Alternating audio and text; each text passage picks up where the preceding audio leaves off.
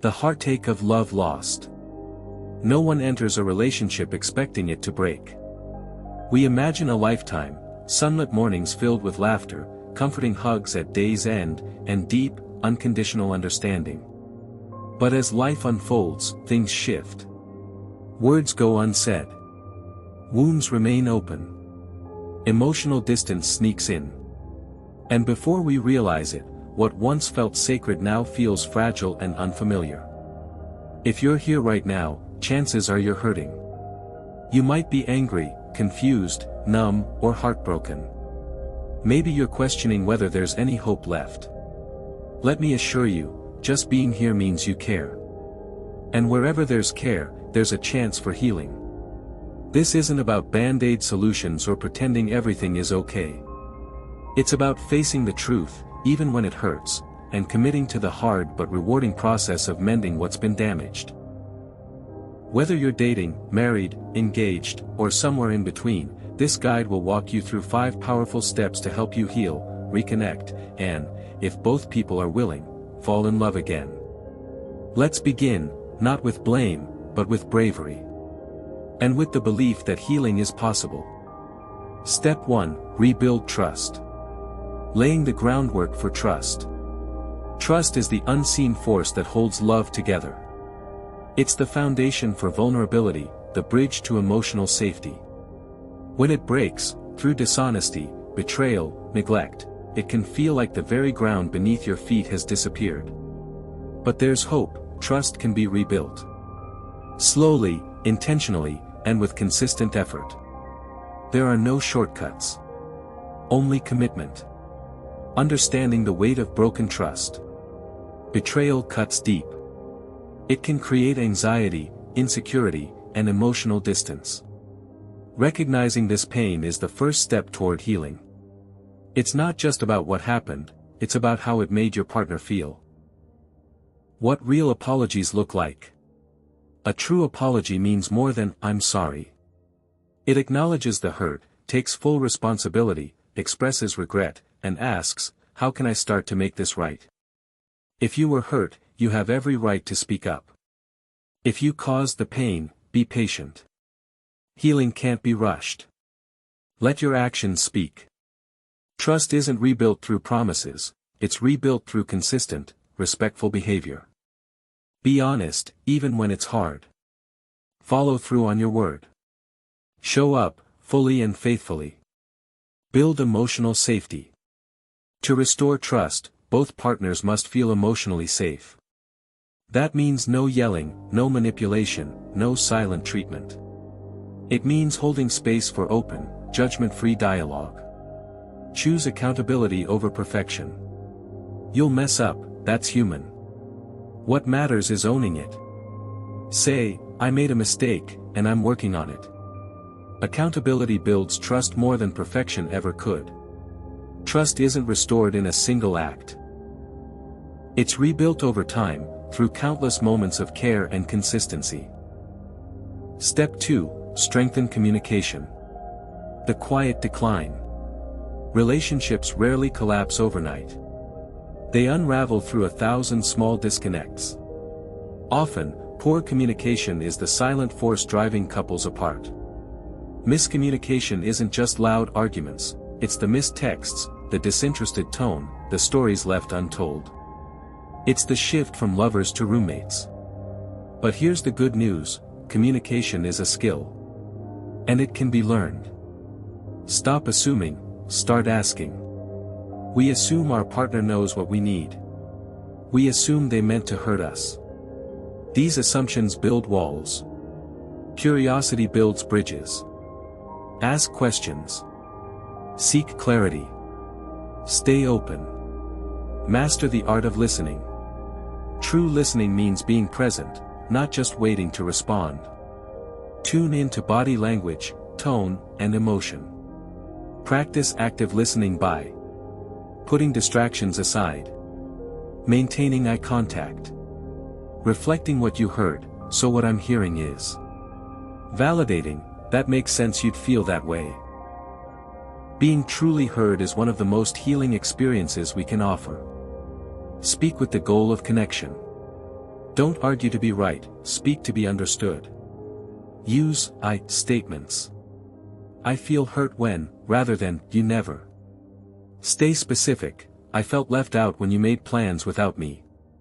Keep the focus on now, avoid dragging in the past. Tone and timing make all the difference. What you say matters. But how and when you say it? Just as important. A harsh tone or poor timing can shut communication down. Approach with kindness. Choose calm moments. Practice nonviolent communication, NVC. This approach uses 4 steps. Observation, when I see/hear. Feeling, I feel. Need, because I need/value. Request, would you be willing to? Example, when you cancel plans last minute, I feel hurt because I value dependability. Could you give me more notice next time? Make daily check-ins a habit. Connection thrives in routine. Set aside 10 minutes daily to ask. What went well today? What was hard? How can I support you tomorrow? Small talks build big trust. See conflict as a sign of care. Conflict isn't failure, it's proof you both care. The key is respectful navigation. Avoid blame and name-calling. Don't weaponize the past. Use timeouts when needed. Stay focused on resolution, not revenge. Lead with empathy. Empathy means saying, I don't feel the same, but I understand that this matters to you. When empathy becomes your default, connection deepens. Step 3, heal emotional wounds. Unspoken scars. Every relationship carries wounds, some fresh, others buried deep.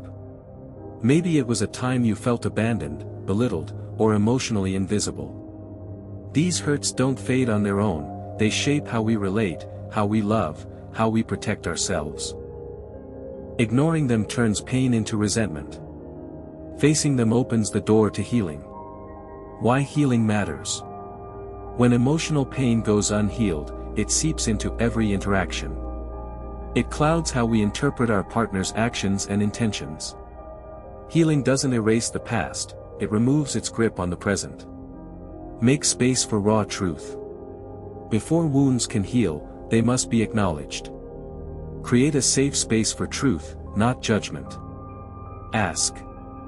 What in our relationship still hurts? Have you kept things in because you didn't feel safe? What would healing look like to you? These conversations require courage, but they build intimacy. Validate, don't try to fix. When your partner shares a wound, don't defend. Don't explain. Just be there. That must have hurt. I can understand why that still lingers. Thank you for opening up. Acknowledgement goes further than solutions. Revisit pain with compassion. Sometimes you need to revisit past pain, not to reopen wounds, but to reprocess them. Name what happened.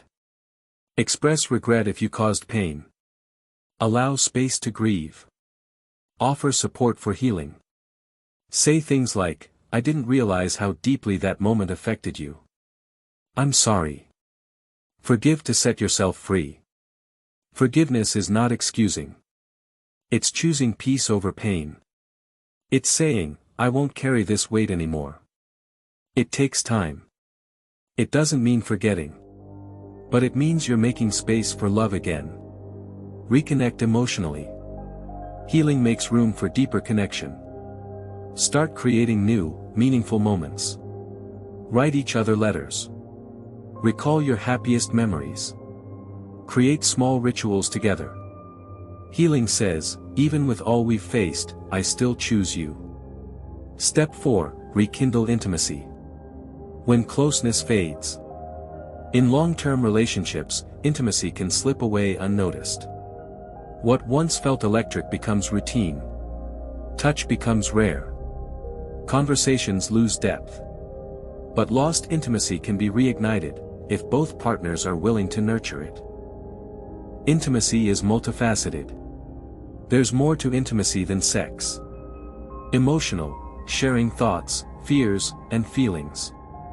Physical, hugs, cuddles, small touches. Sexual, desire, passion, and exploration. Intellectual, sharing ideas, beliefs, dreams. Spiritual, feeling connected through shared values. Reviving intimacy means nurturing all of them. Create a safe emotional climate. Closeness begins where safety exists. Speak openly. Say, I miss how close we used to be. Vulnerability invites reconnection. Reintroduce the little things. It's not grand gestures, it's everyday love. A gentle kiss. Holding hands. A text that says, I'm thinking of you. A compliment on their laugh. These acts whisper, you still matter to me. Rediscover shared fun. Joy is a magnet for connection.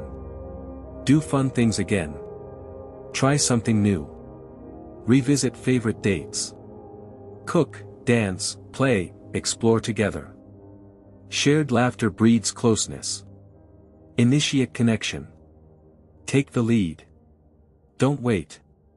Reach out with love. Emotionally, physically, sexually. Let them know you want to feel close again. Talk honestly about sex. Discuss what you miss, what excites you, what you'd like to try. Be open. Be kind. And if needed, seek professional guidance. Date each other again. Bring back the spark of courtship. Surprise them. Dress up for each other. Write love notes. Keep the romance alive through intention. Be fully present. Turn off distractions. Look into each other's eyes. Listen deeply. Let your presence say, I'm here. I see you. Celebrate daily moments. Notice and name the good. Thanks for taking care of that. You're amazing with the kids. I appreciate how you held space for me today. Appreciation nurtures love. Step 5. Commit to growth. Love is a living thing. Relationships thrive not because they're free of problems, but because both people keep growing. Growth brings resilience. And it's what makes love last. 1. Adopt a growth mindset. See challenges as opportunities, not dead ends. Instead of, we'll never get through this, say, we're figuring it out. 2. Set goals as a team. Dream together. Build together. Ask. What kind of relationship do we want? What's one small thing we can do this week to move closer to that vision? 3. Invest in your own growth. Strong couples are made of strong individuals. Work on your mental and emotional wellness.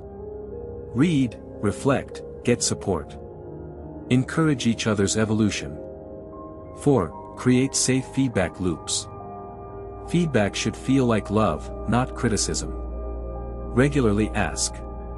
What made you feel loved this week? Did anything I do frustrate or hurt you? What can we improve as a team?